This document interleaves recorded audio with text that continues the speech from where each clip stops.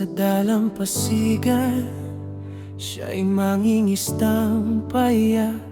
Tahimik ang buhay, simple lang ang pangarap. Pero dumating si Jesus, tinawag ang kanyang ngalan. Santiago, halika maging alagad ng may kapal. Iniwan ang lambat, iniwan ang bangka, sumunod sa Mesiyas, buong puso't lakas. Kasama ang kapatid niyang si Juan, naging saksi sila sa himalang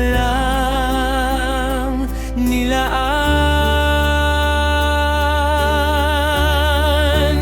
O Santiago, mandirigmang alagad, tapat sa Panginoon, lakas mo'y walang kapantay. Sa unos ng buhay, hindi ka nagatras, dala mo ang apoy ng pag-ibig ni Jesus sa lahat.